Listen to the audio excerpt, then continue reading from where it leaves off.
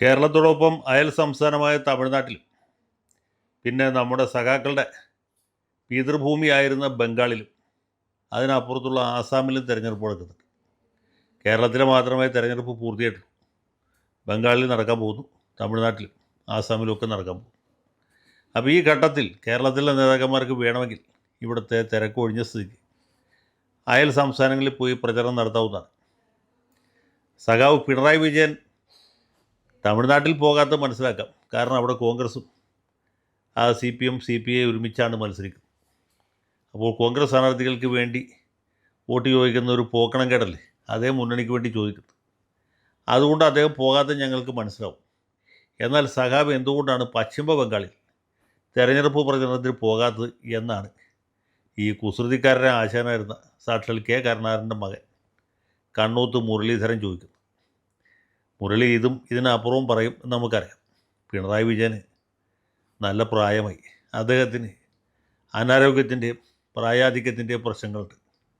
ഈ പ്രായത്തിൽ അങ്ങ് പശ്ചിമ ബംഗാളിൽ പോയി അവിടുത്തെ ചൂടും പൊടിയും സഹിച്ച് അവിടെയുള്ള ആളുകളോട് നിങ്ങൾ CPI എമ്മിനും മറ്റ് ഇടതുപക്ഷ പാർട്ടികൾക്ക് വോട്ട് ചെയ്യണം എന്ന് അദ്ദേഹം ആവശ്യപ്പെടേണ്ട കാര്യമൊന്നുമില്ല. അവിടെയുള്ള ഓരോ സഖാവിനും അറിയാം ഈ തെരഞ്ഞെടുപ്പിൽ എന്ത് സംഭവിക്കും. അവിടെ തൃണമൂൽ കോൺഗ്രസ്സിന് ഭൂരിപക്ഷം കിട്ടും, മുഖ്യ പ്രതിപക്ഷം BJP ആയിരിക്കും. ഇടതുപക്ഷത്തിന് കഴിഞ്ഞ തവണ ഒരു സീറ്റും കിട്ടിയില്ല എന്ന് മാത്രമല്ല 4 സ്ഥലത്താണ് ജാമ്യസംഖ്യ തിരിച്ചു കിട്ടിയത്. അങ്ങനെയുള്ളൊരു സംസ്ഥാനത്ത് സഖാവ് പിണറായി വിജയൻ പോയി പ്രസംഗിച്ചാൽ അദ്ദേഹത്തിൻ്റെ പ്രസംഗം കേൾക്കാനായിട്ട് ഈ വേനൽക്കാലത്ത് ഈ കൊടും ചൂടിൽ അതിനേക്കാൾ വലിയ പൊടിയിൽ 10,000 ആളുകൾ തടിച്ചു കൂടുമെന്നോ അദ്ദേഹത്തിൻ്റെ ആഹ്വാനമനുസരിച്ച് അവിടെയുള്ള ആളുകളെല്ലാവരും തൃണമൂൽ കോൺഗ്രസ്സിന് ചെയ്യാൻ പറ്റിയ വോട്ട് അല്ലെങ്കിൽ BJPക്ക് ചെയ്യാൻ ഉദ്ദേശിച്ച വോട്ട് മാറ്റി അരിവാൾ ചുറ്റിക നക്ഷത്രത്തിൽ ചെയ്യും എന്ന് വിചാരിക്കാൻ അപാരമായ മൗഢ്യം തന്നെ വേണം. കെ മുരളീധരൻ എന്തുകൊണ്ടാണ് പശ്ചിമ ബംഗാളിൽ പോയി പ്രചരണം നടത്താത്തത്? ചോദ്യം കൃത്യമല്ലേ. അവിടെ കോൺഗ്രസും CPMഉം ഒരുമിച്ചല്ല മത്സരിക്കുന്നത്, വെവ്വേറെയാണ് മത്സരിക്കുന്നത്. കോൺഗ്രസും തൃണമൂൽ കോൺഗ്രസുമായിട്ടോ കോൺഗ്രസും BJPയുമായിട്ടോ യാതൊരു ധാരണയുമില്ല. കോൺഗ്രസ് ഒറ്റയ്ക്കാണ് മത്സരിക്കുന്നത്. കെ മുരളീധരൻ കെ കരുണാകരൻ്റെ മകനല്ലേ. അദ്ദേഹത്തിന് ബംഗ്ലാ ഭാഷ അറിയില്ലെങ്കിലും ഇംഗ്ലീഷും അത്യാവശ്യം മലയാളം അറിയാമല്ലോ.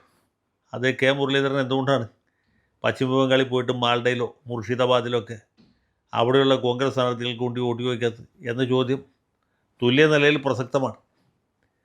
കെ മുരളീധരൻ വെയിലുകൊണ്ട് അദ്ദേഹത്തിൻ്റെ മുഖം വാടിപ്പോവും, അദ്ദേഹം മുഖം കരുവാളിക്കും. ഇവിടുത്തെ പ്രചരണമല്ല അവിടുത്തെ പ്രചരണം. മാത്രമല്ല തൃണമൂൽ കോൺഗ്രസ്സുകാരും മഹാപോകറുകളും ഗുണ്ടകളുമാണ്. അവരെന്തെങ്കിലും അതിക്രമം ചെയ്യാനും മടിക്കില്ല. BJPക്കാരും മോശക്കാരല്ല.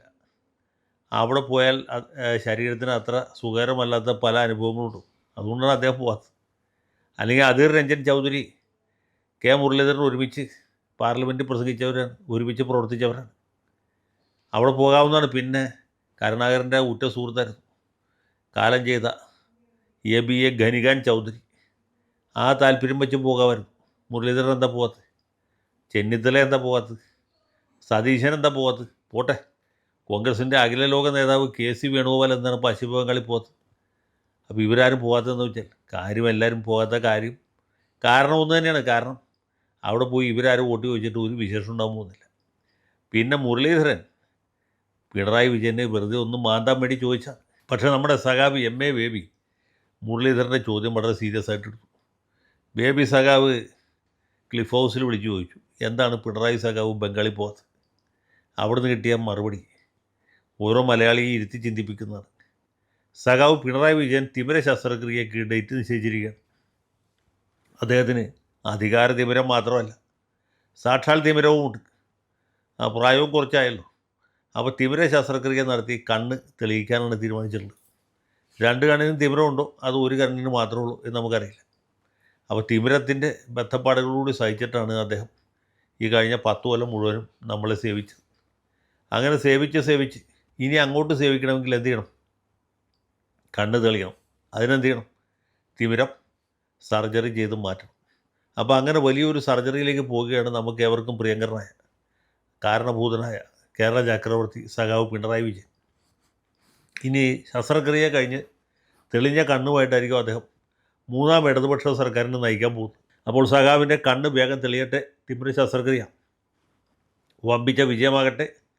അതിനുശേഷം ഇടതുപക്ഷ ജനാധിപത്യ മുന്നണി വലിയ ഭൂരിപക്ഷത്തോടെ അധികാരത്തിൽ വരുമ്പോൾ ഇദ്ദേഹം തന്നെ കേരള സംസ്ഥാനത്തെ തുടർന്നും നയിക്കട്ടെ. നമ്മൾ ഓരോരുത്തരുടെയും ജീവിതം കൂടുതൽ സുന്ദരമാകട്ടെ, ഭാസുരമാകട്ടെ എന്നാണ് എൻ്റെ ആശംസയും പ്രാർത്ഥനയും.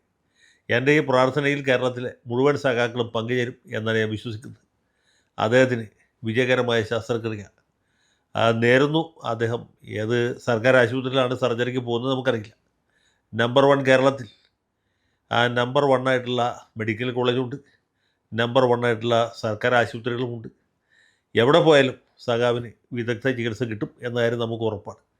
ഇനി ഇതിനു വേണ്ടി മയോ ക്ലിനിക്കിൽ പോകും എന്ന് നമുക്കറിയില്ല, പോകാൻ സാധ്യതയില്ല എന്നാണ് എൻ്റെ വിശ്വാസം. ഏതായാലും സർജറി വിജയിക്കട്ടെ, വമ്പിച്ച വിജയമാകട്ടെ എന്നൊരിക്കൽ കൂടി ആശംസിക്കുന്നു, അതിനുവേണ്ടി പ്രാർത്ഥിക്കുന്നു.